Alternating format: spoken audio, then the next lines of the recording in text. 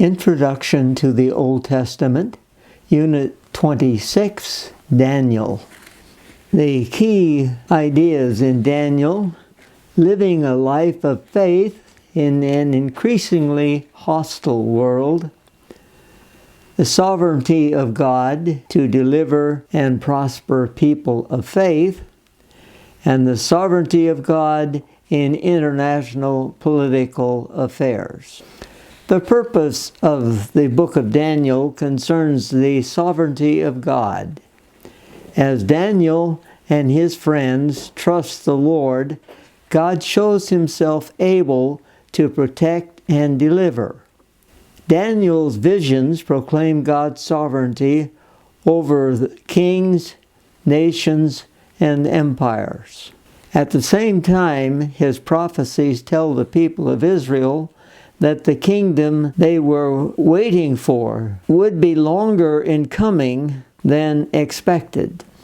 In the meantime, they were to live out their faith in the midst of an unbelieving world, trusting in God for deliverance and protection.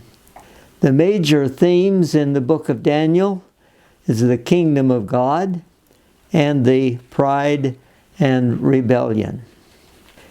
In Daniel, it is clear that God intends to continue to be present with his people, even though the temple is destroyed and they are in exile. His presence protects them from oppression as they honor him in their decisions and behavior. Daniel was an exile in Babylonia. He was taken captive along with Jehoiakim in 597. He was chosen to be trained in the Babylonian Empire as a vessel that could be used for the king's purpose. And we see this in chapter 1 of the book of Daniel, in verse 3.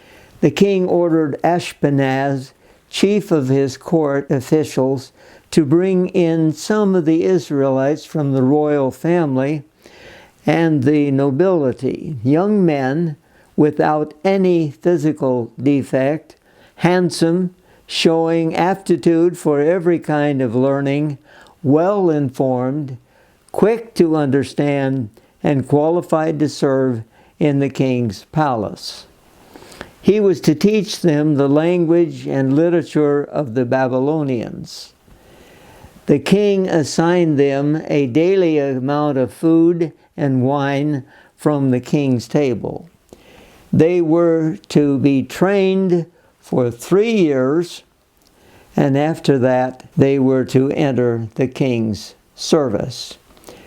Now, the international language at this time of the Babylonian Empire was Aramaic, and so it would not be very difficult for these 4 individuals to learn Aramaic because it is very similar to Hebrew.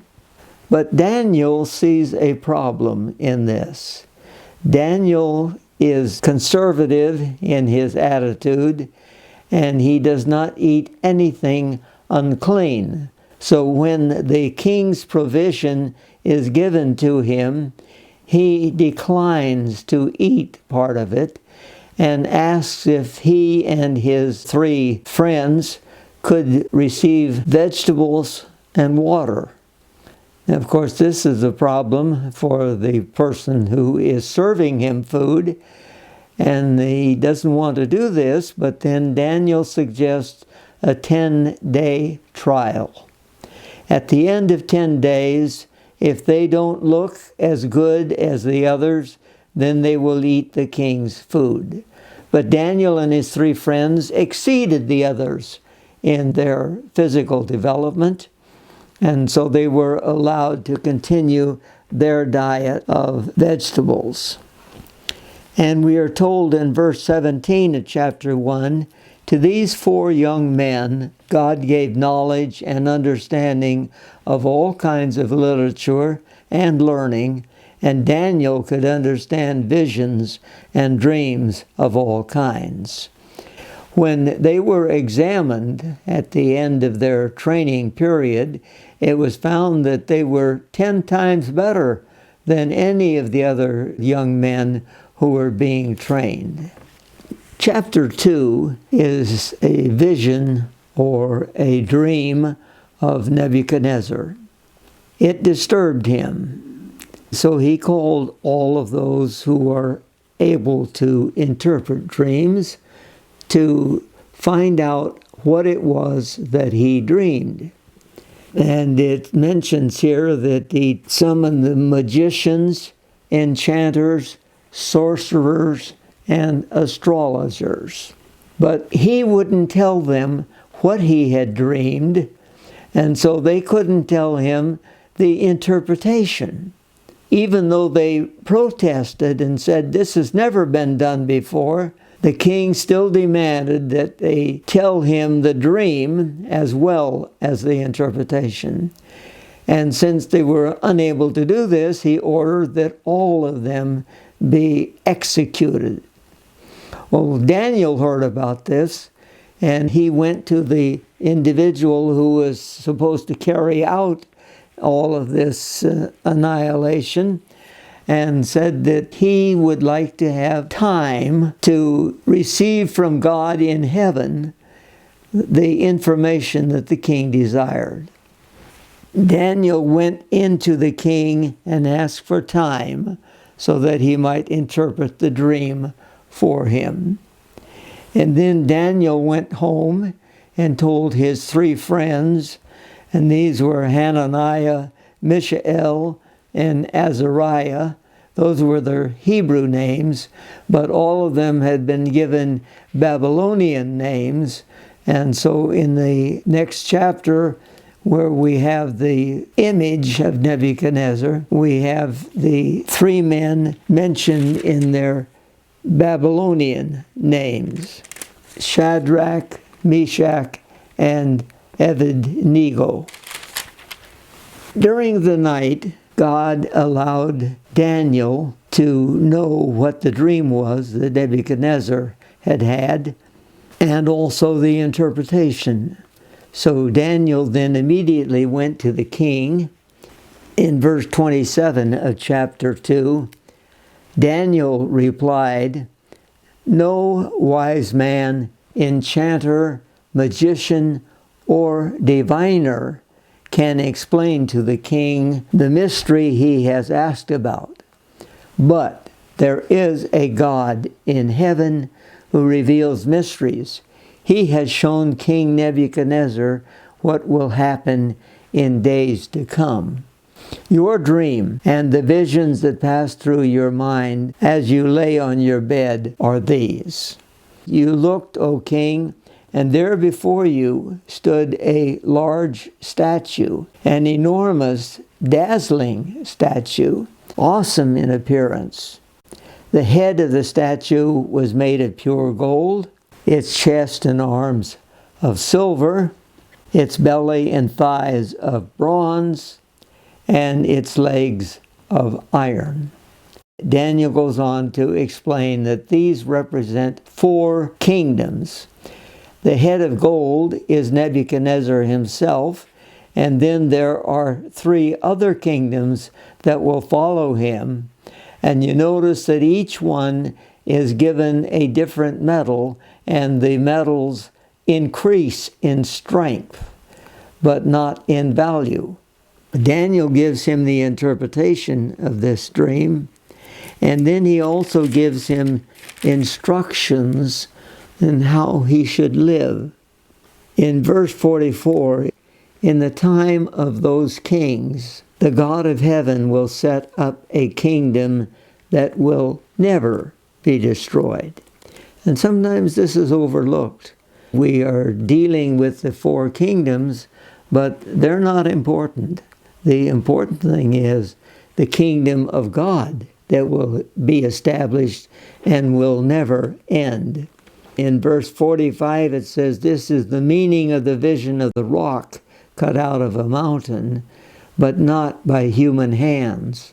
A rock that broke the iron, the bronze, the clay, the silver, and the gold to pieces. As a result of Daniel's ability to interpret the dream, he is promoted in the kingdom. In verse 48, the king placed Daniel in a high position and lavished many gifts on him. He made him ruler over the entire province of Babylon and placed him in charge of all its wise men. Moreover, at Daniel's request, the king appointed Shadrach, Meshach, and Abednego administrators over the province of Babylon, while Daniel himself remained at the royal court. So in this dream, Daniel is able to interpret it because God has given him this ability. Now, this does not mean that everything is going to continue as it should, because in the next chapter, chapter 3, Nebuchadnezzar made an image of gold. Why he didn't recognize what Daniel had said, that his was just the first kingdom and it would be replaced by another, but he took it upon himself to make this huge image 90 feet high and 9 feet wide, and it was covered with gold. And then he tells all of the people and the various ones who were invited in verse 3, satraps, prefects, governors, advisors, treasurers, judges, magistrates, and all the other provincial officials assembled for the dedication of the image that King Nebuchadnezzar had set up, and they stood before him. A herald proclaimed, "This is what you are commanded to do, O peoples, nations, and men of every language. As soon as you hear the sounds of the horn, flute, zither, lyre, harp, pipes, and all kinds of music, you must fall down and worship the image of gold that King Nebuchadnezzar has set up. Whoever does not fall down and worship will immediately be thrown into a blazing furnace." So this is what happens when they heard the music. Everybody bowed down. But there were 3 men, Hebrews, who did not bow down. And this was brought to the attention of Nebuchadnezzar. And so they are called in. And in verse 13, it says, "Furious with rage, Nebuchadnezzar summoned Shadrach, Meshach, and Abednego." So these men were brought before the king. And Nebuchadnezzar said to them, "Is it true, Shadrach, Meshach, and Abednego, that you do not serve my gods or worship the image of gold I have set up?" He then tells them, if when they hear the music, and of course when you mention this, all of the various types of instruments are mentioned again. This is typical in the book of Daniel. All of the magistrates, all of the officials are given by name, and the musical instruments are given by name, and so it repeats them each time. When they hear the music, then they are to bow down. But they said they wouldn't do this. They are going against the king's command. In verse 17, if we are thrown into the blazing furnace, the God we serve is able to save us from it, and he will rescue us from your hand, O king. But even if he does not, we want you to know, O king, that we will not serve your gods or worship the image of gold you have set up. So they are determined that they are going to keep themselves in the right relationship with God. They're not going to serve other gods. So Nebuchadnezzar is really angry now, and so he commands that the furnace be heated 7 times hotter than it had been before. Now, I have no idea how they determined how hot this furnace was. Whether they had instruments to measure that, I don't know. But anyway, it is heated very hot. And the three soldiers who bound Shadrach, Meshach, and Abednego to throw them in were themselves killed by the heat. And then these three men fell into the furnace, and King Nebuchadnezzar is watching. In verse 24, he leaped to his feet in amazement and asked his advisors, "Wasn't it 3 men that we tied up and threw into the fire?" They replied, "Certainly, O king." He said, "Look, I see 4 men walking around in the fire, unbound and unharmed, and the 4th looks like a son of the gods." So there is an angel sent by God to rescue these men. They are not harmed in any way. Their hair is not singed. Their clothes are not burned. They don't even have the smell of smoke on them. So Nebuchadnezzar orders that they come out of the furnace. And that is what they do. And then there is a change in the attitude of Nebuchadnezzar. And that is that since God was able to rescue them, you are not supposed to malign this God. And so it says in verse 28, Nebuchadnezzar said, "Praise be to the God of Shadrach, Meshach, and Abednego, who has sent his angel and rescued his servants. They trusted in him and defied the king's command and were willing to give up their lives rather than serve or worship any god except their own God.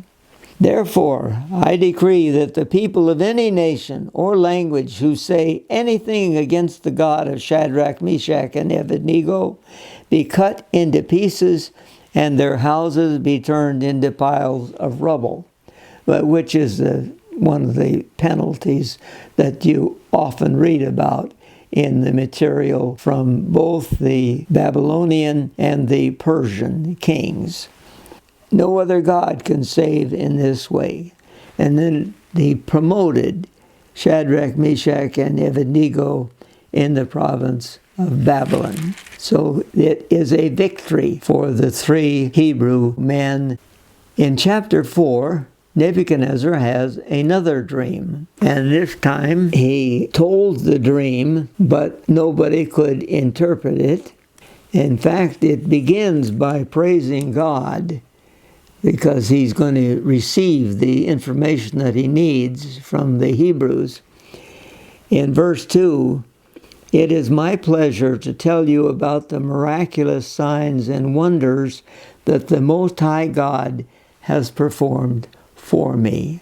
So what he tells us about now is after he has had the dream and it has been fulfilled. The dream was that he was at home in his palace. In verse 5, "I had a dream that made me afraid.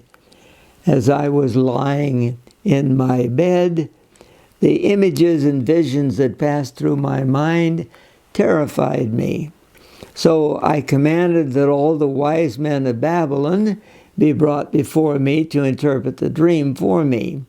When the magicians, enchanters, astrologers, and diviners came, I told them my dream, but they could not interpret it." And so he calls in Daniel, and Daniel has been given a Babylonian name also, which is Belteshazzar. It's after the name of one of the gods of Babylon. He is able to interpret the dream.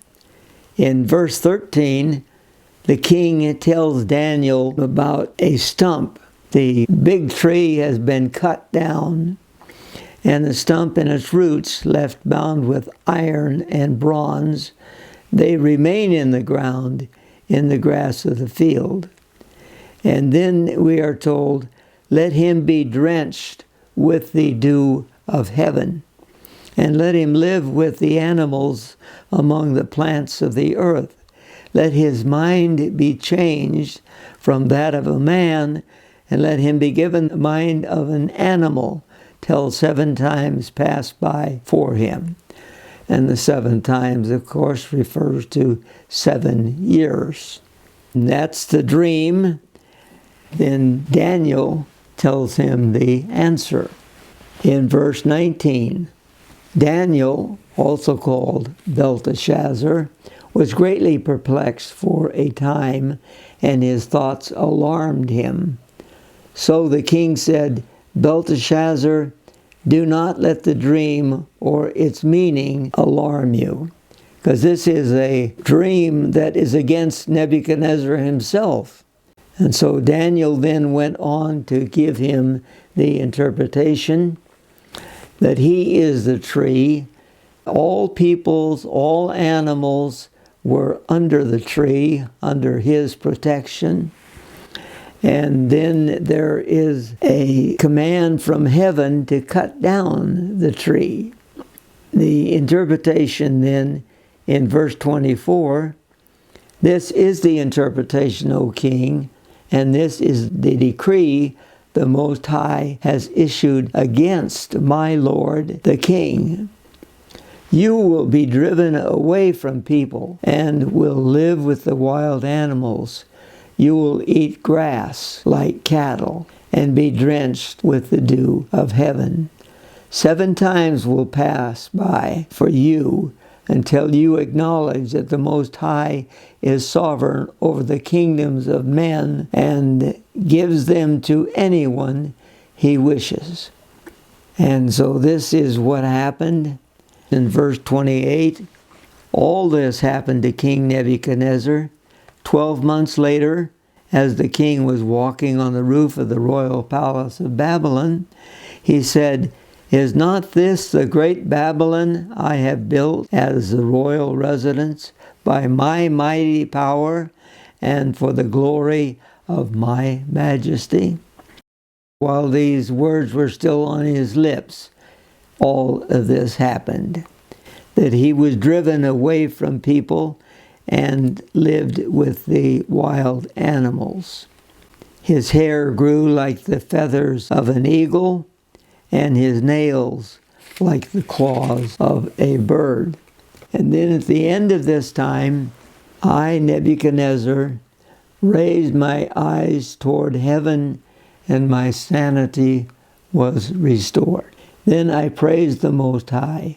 I honored and glorified him who lives forever. And then there is a declaration by Nebuchadnezzar. His dominion is an eternal dominion. His kingdom endures from generation to generation. All the peoples of the earth are regarded as nothing. He does as he pleases with the powers of heaven and the powers of the earth. No one can hold back his hand or say to him, What have you done? So then Nebuchadnezzar gives praise to God for what has happened. Now we do not have any evidence of Nebuchadnezzar being ill for 7 years. Often it is said that this pertains to Nabonidus, but we don't have any information that it ever happened to him. So we have to assume that this was Nebuchadnezzar, and it has not been recorded for us in the Babylonian history. Then the next chapter shifts. King Belshazzar gave a great banquet. Now Belshazzar was not the king in Babylon. Nabonidus was the king, but he had gone off to another area and was more interested in archaeology than he was in ruling his kingdom. And so Belshazzar was appointed to rule in his place. And he gave a banquet for 1,000 of his nobles and for all of his concubines and wives.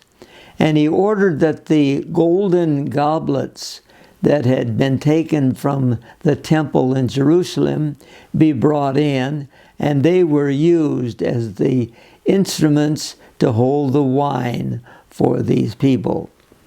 But in chapter 5, verse 5, suddenly the fingers of a human hand appeared and wrote on the plaster of the wall near the lampstand in the royal palace. The king watched the hand as it wrote. His face turned pale, and he was so frightened that his knees knocked together and his legs gave way. Now, if you want an interpretation of what happens, you send for all of the enchanters, astrologers, diviners to come. But of course, none of them can read this writing. And Belshazzar promised that whoever did so would be clothed in purple and have a gold chain placed around his neck. And he will be made the third highest ruler in the kingdom. Now, you may recall that when Joseph interpreted the dream of Pharaoh, he was made second in command to Pharaoh. But here, third is the highest position open. Belshazzar was in the second position, and Nabonidus was in the first. The wise men came in, they couldn't read it, and then it says that the queen, hearing the voices of the king and his nobles, came into the banquet hall. O king, live forever. And you notice that that is a phrase that is used by everyone who speaks to the king. You ask that the king live forever. That's the first thing. She says, don't be alarmed. Don't look so pale. There is a man in your kingdom who has the spirit of the holy gods in him. In the time of your father, he was found to have insight and intelligence and wisdom like that of the gods. Now, when it says your father, it's referring to Nebuchadnezzar, but he is not the father of Belshazzar. Anyway, Daniel is brought in, and in verse 13, the king asks, are you Daniel, one of the exiles my father, the king brought from Judah? Now, when it says my father, this means my predecessor. And it refers to King Nebuchadnezzar. I have heard that the spirit of the gods is in you, and that you have insight, intelligence, and outstanding wisdom. The wise men and enchanters were brought before me to read the writing and tell me what it means, but they could not explain it. Now I've heard that you're able to give interpretations and to solve difficult problems. If you can, read this for me. And so you may keep your gifts for yourself, as he has promised that he would be clothed in purple and have a gold chain placed around his neck. And in verse 18, he chides the king for not paying attention to what has happened prior to this time. O king, the Most High God gave your father Nebuchadnezzar sovereignty and greatness and glory and splendor. Because of the high position he gave him, all the peoples and nations and men of every language dreaded and feared him. Those the king wanted to put to death, he put to death. Those he wanted to spare, he spared. Those he wanted to promote, he promoted.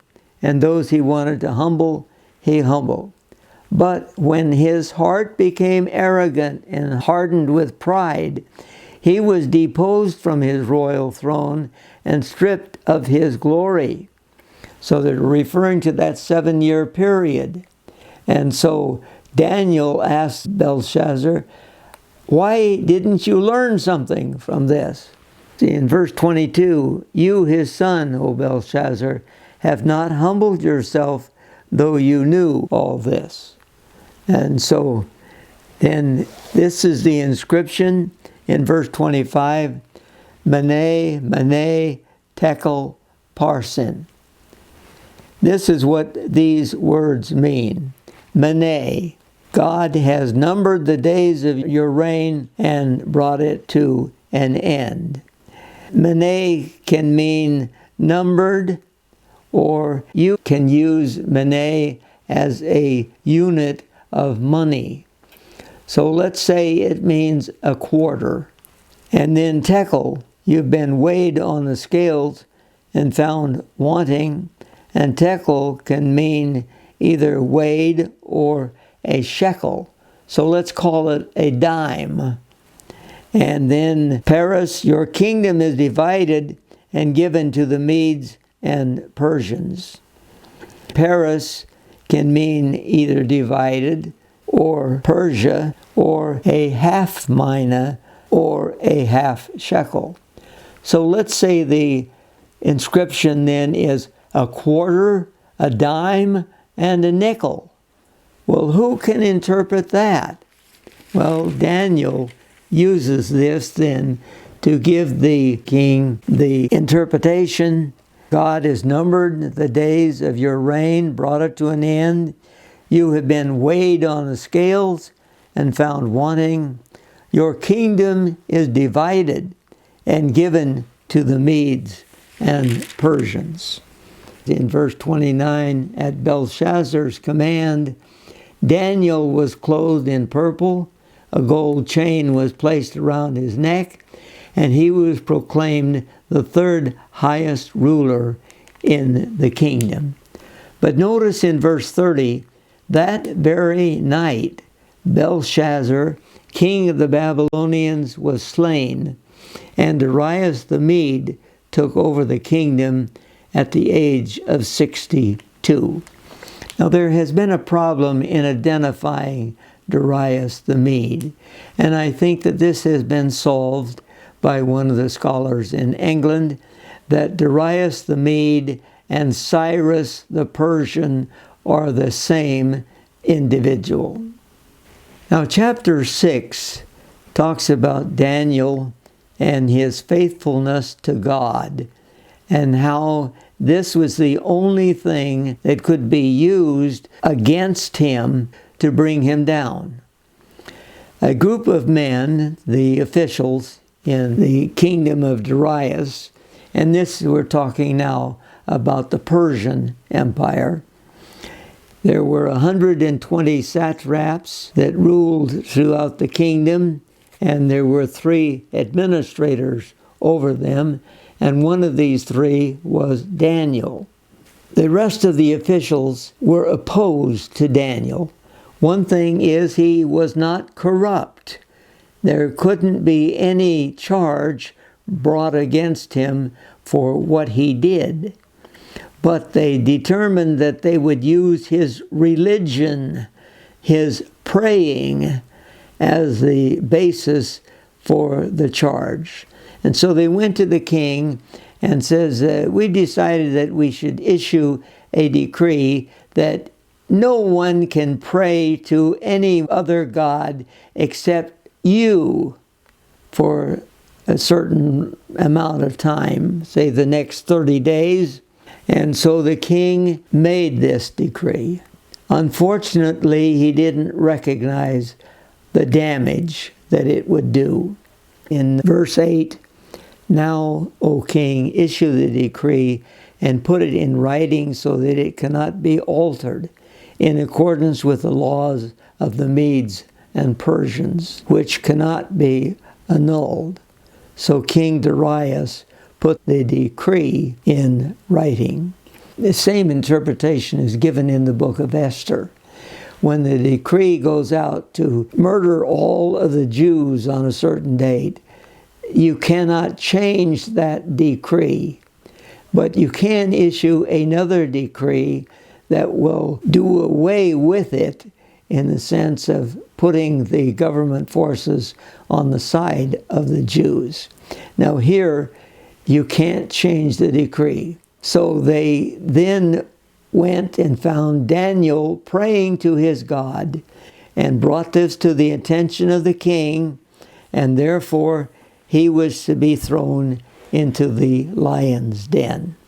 In verse 13 of chapter 6, Daniel, who is one of the exiles from Judah, pays no attention to you, O king, or to the decree you put in writing. He still prays 3 times a day. When the king heard this, he was greatly distressed. He was determined to rescue Daniel and made every effort until sundown to save him. But he couldn't change the decree. So he had to do what it said, and Daniel then was placed in the lion's den. They put a stone over the top and sealed it with the signet of the king and the nobles. This would make sure that no one removed the stone and rescued Daniel. Well, the king couldn't sleep that evening, and they're not sure exactly what the text means, that he didn't have any entertainment brought to him, perhaps. But anyway, the first thing in the morning, the king runs to the den and calls out to Daniel to find out if he is still alive. And in verse 21, Daniel answered, O king, live forever. My God sent his angel, and he shut the mouths of the lions. They have not hurt me, because I was found innocent in his sight. Nor have I ever done any wrong before you, O king. So the king ordered that Daniel be taken out of the lion's den. And then at the king's command, in verse 24, the men who had falsely accused Daniel were brought in and thrown into the lion's den, along with their wives and children. Before they reached the floor of the den, the lions overpowered them and crushed all their bones. The lions hadn't had anything to eat because God shut their mouths, so they were hungry now, and they immediately devoured these men. So Daniel again is praised for his worship of Yahweh. You've noticed that what we have been told so far, that Daniel and the 3 Hebrew men had been brought to trial and condemned, but in each case God saved them. And this is what we need to recognize, that the sovereignty of God is able to overcome any of the obstacles that are faced. Now, the next section of Daniel in chapter 7 begins his visions. What we have seen is more of historical accounts, stories that were told. The way in which the Hebrew children were educated, and then the 3 Hebrew men were saved from the furnace, and then Daniel saved from the lion's den. Those are historical materials. But now we begin to deal with the visions, and this is what is sometimes called apocalyptic prophecy. This is talking about the end times. And you'll find that chapter 2 and chapter 7 talk about the same events. Nebuchadnezzar had a vision of the image that represented 4 kingdoms. Daniel has a dream of 4 beasts that represent 4 kingdoms. They're one and the same. It was in the first year of Belshazzar, king of Babylon. Daniel had a dream. Verse 2 of chapter 7, in my vision at night I looked, and there before me were the 4 winds of heaven churning up the great sea.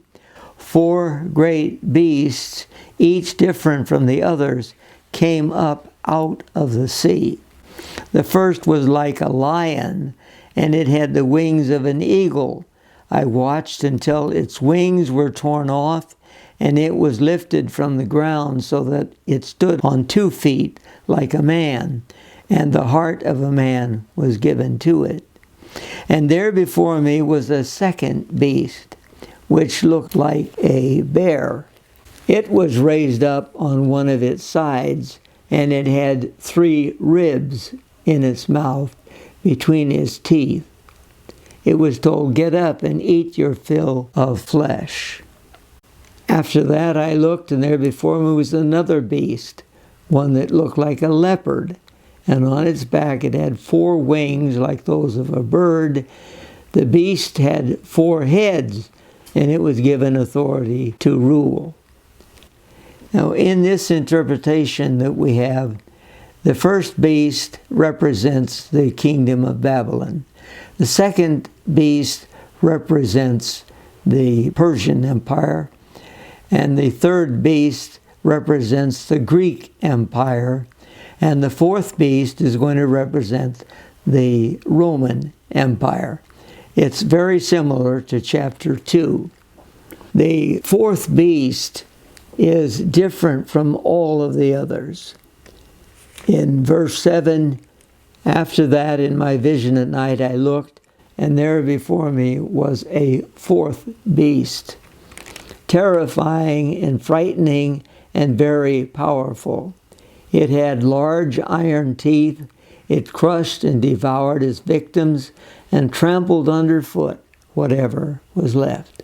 It was different from all the former beasts, and it had 10 horns, which represents 10 kings in the Roman period. The fourth beast also blasphemed. But what we see in verse 9, as I looked, thrones were set in place, and the Ancient of Days took his seat. His clothing was as white as snow. The hair of his head was white like wool. His throne was flaming with fire, and his wheels were all ablaze. And you notice that when Ezekiel had his vision of God, fire and metal were used to describe this. And the same thing here. In verse 10, a river of fire was flowing, coming out from before him. Thousands of thousands attended him. 10,000 times 10,000 stood before him. The court was seated, and the books were open. Now, in the vision of Nebuchadnezzar, there is a rock that is cut out and crushes the image that represents the 4 kingdoms.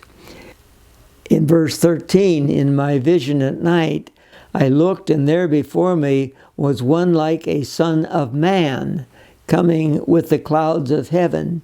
He approached the Ancient of Days and was led into his presence. He was given authority, glory, and sovereign power. All peoples, nations, and men of every language worshipped him. His dominion is an everlasting dominion that will not pass away, and his kingdom is one that will never be destroyed. So the interpretation is basically the same as that in chapter 2. The Son of Man is the one who is going to take over the kingdom, and the Son of Man is going to be Jesus Christ in the New Testament. In chapter 8, Daniel has another vision, and this is the vision of a ram and a goat. In verse 1, in the 3rd year of King Belshazzar's reign, I, Daniel, had a vision. Now the vision in chapter 7 is in the 1st year of Belshazzar. This is in the 3rd year of Belshazzar. So 2 years later he has this one. And it is basically the Persian and the Greek kingdoms. And you have the goat in verse 6. A goat with a prominent horn between his eyes came from the west, crossing the whole earth. Now he told us about a ram in verse 4 that took over all of the world. But now there is a goat that is coming, and it's coming from the west. So the ram represents the Persian kingdom, and the goat represents the Greek kingdom. They couldn't rescue the ram from his power. In verse 8, the goat became very great, but at the height of his power, his large horn was broken off, and in its place 4 prominent horns grew up toward the 4 winds of heaven. Now this represents Alexander the Great, who died, and then his kingdom was supposed to be held in reserve for his son, who had been born, but the admirals and the generals couldn't wait. They divided the kingdom up among themselves into 4 kingdoms. This is going to have a great effect upon the kingdom of Israel. In verse 9, out of one of them came another horn, which started small but grew in power to the south and to the east and toward the beautiful land. Of course, the beautiful land represents Israel. It grew until it reached the host of the heavens, and it threw some of the starry host down to the earth and trampled on them. So this beast is going to have great power, and it set itself up to be as great as the prince of the host. It took away the daily sacrifice from him, and the place of his sanctuary was brought low. Because of rebellion, the host of the saints and the daily sacrifice were given over to it. So you have a change in the worship in Israel. And this king that is represented by the horn persecutes the kingdom of God. In verse 14, he said to me, "It will take 2,300 evenings and mornings. Then the sanctuary will be reconsecrated." So we are given a time period, and this represented by the 2,300 evenings and mornings. And then there is the interpretation that is given to us. In verse 26, the vision of the evenings and mornings that has been given you is true, but seal up the vision, for it concerns the distant future. So he is told, don't say anything about that. Then I got up and went about the king's business. I was appalled by the vision. It was beyond understanding. So Daniel has trouble interpreting the vision that he saw. And then in chapter 9, we have 2 prophecies that are explained. In the first year of Darius, son of Xerxes, a Mede by descent, who was made ruler over the Babylonian kingdom, in the first year of his reign, I, Daniel, understood from the scriptures according to the word of the Lord given to Jeremiah the prophet, that the desolation of Jerusalem would last 70 years. So I turned to the Lord God and pleaded with him in prayer and petition, in fasting and in sackcloth and ashes. And so he prays to the Lord that he will carry out this prophecy of Jeremiah while he was praying. The message came from the Lord in chapter 9, verse 20. It says, "While I was speaking and praying, confessing my sin and the sin of my people Israel, and making my request to the Lord my God for his holy hill, while I was still in prayer, Gabriel, the man I had seen in the earlier vision, came to me in swift flight about the time of the evening sacrifice. He instructed me and said to me, 'Daniel, I have now come to give you insight and understanding.' As soon as you began to pray, an answer was given, which I have come to tell you, for you are highly esteemed. Therefore, consider the message and understand the vision. 77s are decreed for your people. So now the prophecy of Jeremiah is going to be changed. It's going to be 70 weeks rather than 70 years, to put an end to sin, to atone for wickedness, to bring in everlasting righteousness, to seal up vision and prophecy, and to anoint the most holy. We are told in verse 25, know and understand this, from the issuing of the decree to restore and rebuild Jerusalem until the anointed one, the ruler, comes, there will be 7 sevens and 72 sevens.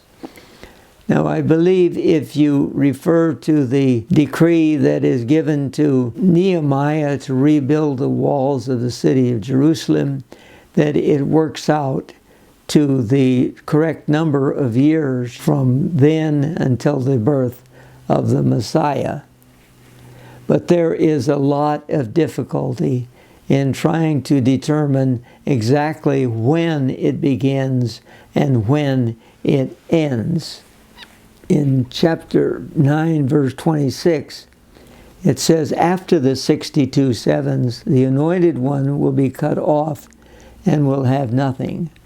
The people of the ruler who will come will destroy the city and sanctuary.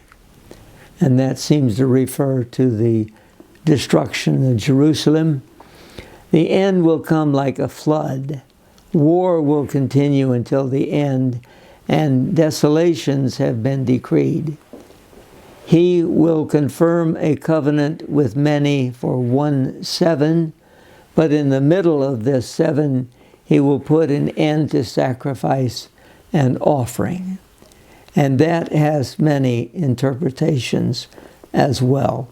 It looks like a covenant of some kind is made with the Jewish people, and then it is broken. Then in chapter 10, we begin a series of prophecies that are very close to the historical account of the Seleucids and their relationship to Judah. It says, in the 3rd year of Cyrus, king of Persia, a revelation was given to Daniel, who was called Belshazzar. Its message was true, and it concerned a great war. The understanding of the message came to him in a vision. And it says that Daniel mourned for 3 weeks and fasted. I ate no choice food, no meat or wine touched my lips, and I used no lotions at all until the 3 weeks were over. And then he is given information. He was on the bank of the great river, the Tigris. Then there was a man dressed in linen with a belt of the finest gold around his waist.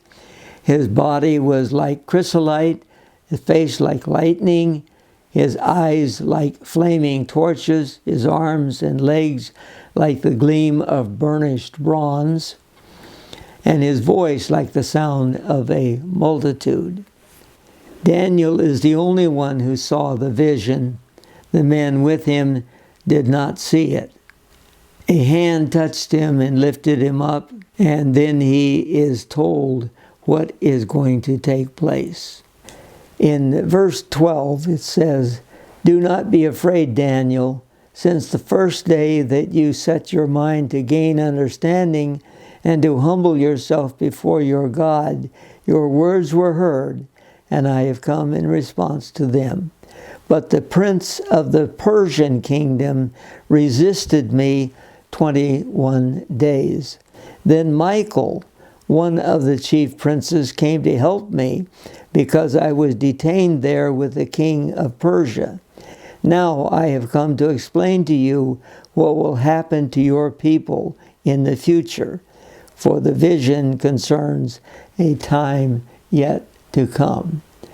And what Daniel is told is almost as though he were writing the history of the Seleucid Empire against the Jews. It is so close to what actually happens. They believe that this material was written after it had happened, rather than by Daniel himself many, many years before the events. But this is a very difficult passage to understand. In verse 11, from the time that the daily sacrifice is abolished and the abomination that causes desolation is set up, there will be 1290 days.